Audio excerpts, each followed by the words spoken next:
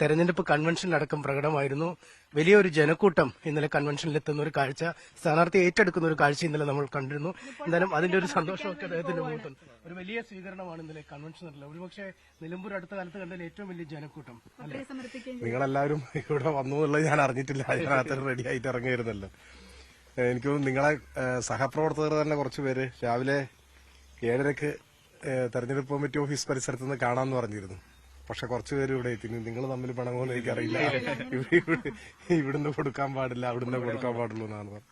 എന്താ നിങ്ങൾ ചോദിച്ചെന്താ?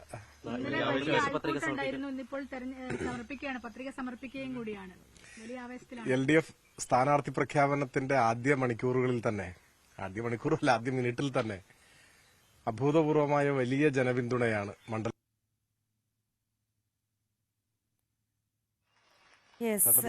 അനീഷ് കുമാറാണ് വിവരങ്ങളുടെ റോഡ് ഷോയും ഇന്നലെ നടന്ന മണ്ഡലം കൺവെൻഷനെല്ലാം നിങ്ങളെല്ലാവരും സാക്ഷിയാണ്, എല്ലാറ്റിനും സാക്ഷിയാണ്. ആർത്തിരമ്പി എത്തിയ, നാടാകെ ഒഴുകിയെത്തിയ ഒരു അത്യാവേശകരമായ അനുഭവമാണ് ഉണ്ടായത്.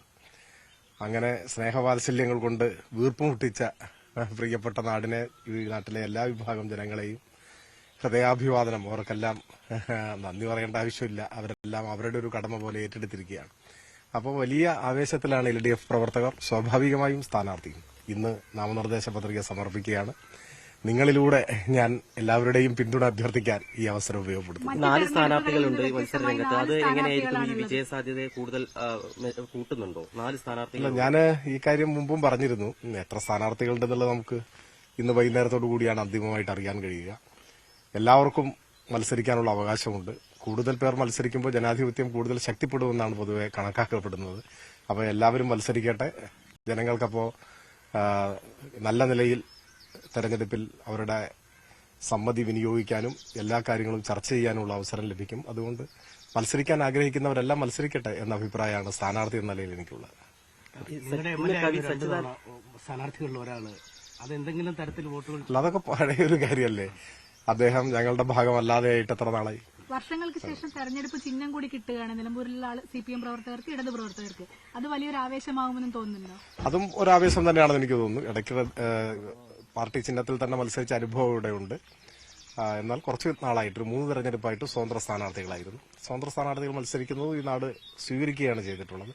LDF പ്രവർത്തകർക്ക് സ്വാഭാവികമായിട്ടും ഇതും ഒരു ആവേശകാരണമാണെന്ന് എനിക്ക് തോന്നുന്നു. കവി സച്ചിദാനന്ദൻ ഇന്നലെ ഒരു ഫേസ്ബുക്ക് പോസ്റ്റ് ഇട്ടിരുന്നു. നിലമ്പൂരിലായിരുന്നുവെങ്കിൽ അങ്ങേക്ക് വോട്ട് ചെയ്യുമെന്നായിരുന്നു. ആശാസമരവുമായി ബന്ധപ്പെട്ടൊക്കെ സർക്കാരിനെതിരെ വിമർശനം തുടരുന്നതിനിടയിലാണ് താങ്കളെ യുദ്ധവിരുദ്ധ നിലപാടിന്റെ പേരിൽ ഒരു വോട്ട് അഭ്യർത്ഥിക്കുന്നത് താങ്കൾക്ക് വേണ്ടി. സച്ചിദാനന്ദൻ ഞങ്ങളൊക്കെ കോളേജ് വിദ്യാഭ്യാസ കാലം മുതൽ ഹൃദയത്തിൽ കൊണ്ടു നടക്കുന്ന ഒരു കവിയാണ്. അദ്ദേഹത്തിന്റെ എത്ര കവിതകളാണ് ആ കാലത്ത് ഞങ്ങളുടെ ചിന്തകൾക്ക് വഴികാട്ടിയിട്ടുള്ളതെന്ന് പറയാനാവില്ല. ഒരു ഇന്ത്യൻ വിദ്യാർത്ഥിയുടെ ആത്മകഥയൊക്കെ ഇപ്പോഴും എന്റെ നാവിൽ. എന്തുകൊണ്ടെന്നാൽ അവർക്ക് അവരുടെ സ്വപ്നങ്ങളെങ്കിലും നഷ്ടമാകുന്നില്ലല്ലോ എന്നൊക്കെ തുടങ്ങിയ ഒരുപാട് കവിത. അതുപോലെ തന്നെ എല്ലാം മറക്കുന്നവനെന്നൊരു കവിത, സുഗന്ധ രാജ്യത്തെ ഹ്വാത്സ എന്ന ചെറുപ്പക്കാരന് മറവി രോഗം ബാധിച്ചു എന്നാരംഭിക്കുന്ന ഒരു കവിതയുണ്ട്. അങ്ങനെ ഒരുപാട് കവിതകൾ, ഒരുപാട് കവിതകൾ.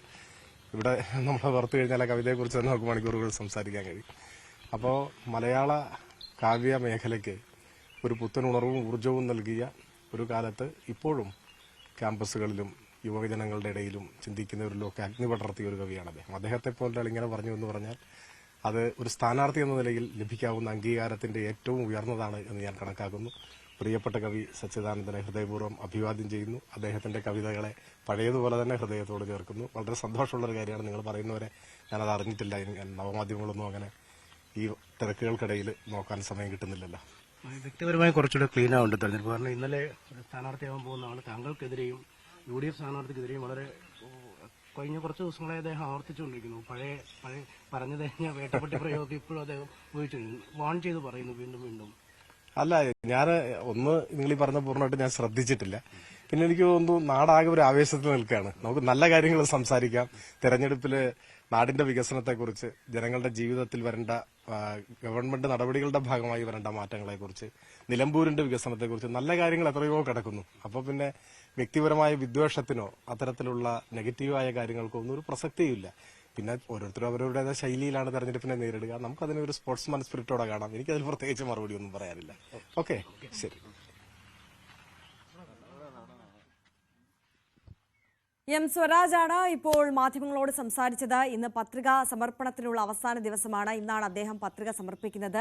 അതിന് മുന്നോടിയായി അദ്ദേഹം വീട്ടിൽ നിന്ന് ഇറങ്ങുന്നതിന്റെ ദൃശ്യങ്ങളാണ് പ്രേക്ഷകർ ഇപ്പോൾ കാണുന്നത്. ഇന്ന് LDF സ്ഥാനാർത്ഥി എം സ്വരാജും NDA സ്ഥാനാർത്ഥി മോഹൻ ജോർജും TMC സ്ഥാനാർത്ഥി PV അൻവറും ഒക്കെ പത്രിക സമർപ്പിക്കുന്ന ദിവസമാണ്. വളരെ ആവേശോജ്വലമായി പ്രചാരണം അവിടെ കഴിഞ്ഞ ദിവസങ്ങളിലെല്ലാം തന്നെ നടന്നുകൊണ്ടിരിക്കുന്നത് നമ്മൾ കണ്ടതാണ്.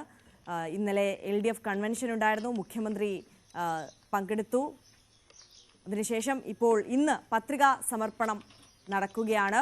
വളരെ ആവേശോജ്വലമായി പ്രവർത്തകർക്കൊപ്പം തന്നെ എത്തി പത്രിക സമർപ്പിക്കുക എന്നതാണ് സ്ഥാനാർത്ഥികളുടെ ഉദ്ദേശം. അനീഷുണ്ട് നമുക്കൊപ്പം. അനീഷ്, ഇന്ന് പത്രികാ സമർപ്പണത്തിന് മുന്നോടിയായി എം സ്വരാജ് നമ്മളോട് സംസാരിക്കുകയായിരുന്നു.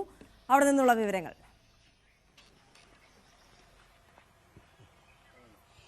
തീർച്ചയായും വലിയ ആവേശമാണ് ഈ അദ്ദേഹം സ്ഥാനാർത്ഥിയായി നിലമ്പൂരിലേക്ക് എത്തിയ നിമിഷം മുതൽ പാർട്ടി പ്രവർത്തകർ നൽകുന്നത്. ഒരു പ്രത്യേക സാഹചര്യത്തിലുള്ള ഒരു തെരഞ്ഞെടുപ്പ് എന്നതിലുപരി പാർട്ടി ചിഹ്നത്തിൽ അവരുടെ സ്ഥാനാർത്ഥിയെ നിർത്താൻ കഴിയുന്നു എന്നതിന്റെ ഒരു ആവേശവും തെരഞ്ഞെടുപ്പിന്റെ ആദ്യ മണിക്കൂറുകളിൽ അല്ലെങ്കിൽ ആദ്യ ദിവസങ്ങളിൽ പ്രകടമായിരുന്നു. ഒരുപക്ഷെ സമീപകാലത്ത് നിലമ്പൂരിൽ നടന്ന ഏറ്റവും വലിയ രാഷ്ട്രീയ കൺവെൻഷൻ എന്ന രീതിയിലാണ് ഇന്നലത്തെ അദ്ദേഹത്തിന്റെ തെരഞ്ഞെടുപ്പ് കൺവെൻഷൻ സിദ്ധമായത്. വലിയ പങ്കാളിത്തം ജനങ്ങളുടെ ഭാഗത്തുനിന്നും ഉണ്ടായിരുന്നു. ഈ പ്രസംഗം കേൾക്കാൻ എത്തിയ ആളുകൾ അവസാന പ്രാസംഗികന്റെ പ്രസംഗം പോലും കേട്ട ശേഷം മടങ്ങുന്ന ഒരവസ്ഥയിലേക്ക് കാര്യങ്ങൾ നീങ്ങിയിരുന്നു. എന്തായാലും വലിയൊരു ആവേശം പ്രകടമായ ഒരു തെരഞ്ഞെടുപ്പായിരുന്നു.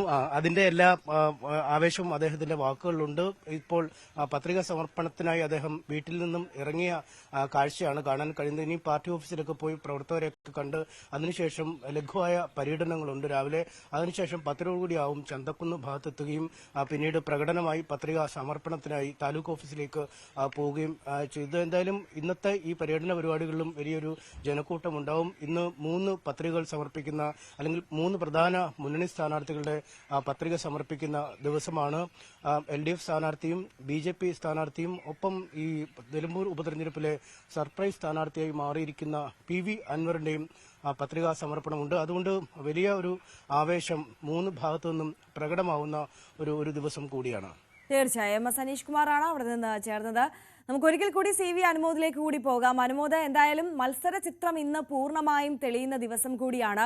ശക്തമായ ത്രികോണ പോരാട്ടമാണ് നിലമ്പൂരിൽ നടക്കാൻ പോകുന്നത്. അതിന്റെ ആവേശമുണ്ട്. പ്രചാരണം ഇതിനോടകം തന്നെ ആരംഭിച്ചിട്ടുണ്ട് എങ്കിൽ പോലും പ്രചാരണം ഈ പത്രികാ സമർപ്പണത്തിന് ശേഷം മറ്റൊരു തലത്തിലേക്ക്, ഒരു അടുത്ത പടിയിലേക്ക് കൂടി കടക്കും ഇന്നുള്ളത് തീർച്ചയാണ്. നമുക്കറിയാം, അൻവർ തുടങ്ങി വെച്ചത് പിണറായി സത്തിനെതിരായ പോരാട്ടം എന്ന നിലയിലാണ്. പക്ഷേ ഇപ്പോൾ കഴിഞ്ഞ ദിവസങ്ങളിലെല്ലാം കൂടുതൽ സമയം വിമർശിക്കാൻ എടുത്തത് സതീശനെതിരെയും ഷൗക്കത്തിനെതിരെയും കോൺഗ്രസിനെതിരെയും ഒക്കെയാണ്. അപ്പോൾ ഈ പ്രചാരണത്തിലേക്ക്, സജീവമായ പ്രചാരണത്തിലേക്ക് കടക്കുമ്പോഴും പിണറായി സത്തിനെതിരായിട്ടുള്ള പ്രചാരണം എന്നതിനപ്പുറം സതീശനെതിരെയും ഷൗക്കത്തിനെതിരെയും കോൺഗ്രസിനും UDFനും ഒക്കെ എതിരെയുള്ള ഒരു പ്രചാരണം, അത്തരത്തിലുള്ള വിമർശനങ്ങൾ കൂടുതലായി ഒരുപക്ഷെ അൻവറിന്റെ ഭാഗത്ത് നിന്ന് കാണാൻ പോകുന്ന ദിവസങ്ങൾ കൂടിയായിരിക്കും, അല്ലേ?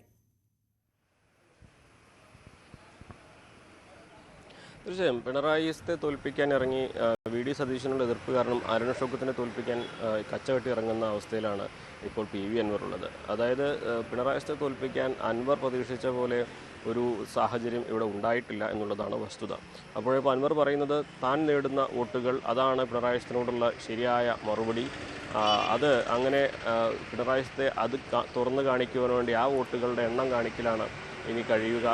താൻ ഉദ്ദേശിച്ച പോലെ അല്ല ഈ സാഹചര്യങ്ങളെന്ന് അൻവർ സമ്മതിക്കുമ്പോഴും ഇനി VD സതീശനെതിരെയും അരുൺ ഷൗക്കത്തിനെതിരെയും ഒരു പരസ്യ വിമർശനങ്ങൾ ഉന്നയിച്ച് അത്തരത്തിലുള്ള പ്രചാരണം അഴിച്ചുവിടേണ്ട സാഹചര്യത്തിലേക്കാണ് അൻവർ കടന്നിരിക്കുന്നത്. ഇന്നലെ തന്നെ വാർത്താ സമ്മേളനത്തിൽ അദ്ദേഹം സ്വരാജിനെതിരെയും ഷൗക്കത്തിനെതിരെയും നടത്തിയ പരാമർശങ്ങൾ വളരെ പ്രധാനപ്പെട്ടതാണ്. സ്വരാജിനെതിരെ മുൻപുയർന്ന VSനെതിരായ അത്തരത്തിലുള്ള പരാമർശങ്ങളെക്കുറിച്ച് വീണ്ടും ഓർമ്മിപ്പിക്കുന്നു. ശബരിമല വിഷയകാലത്ത് സ്വരാജ് നടത്തിയിരുന്ന പരാമർശങ്ങളെക്കുറിച്ച് ഓർമ്മിപ്പിക്കുന്നു.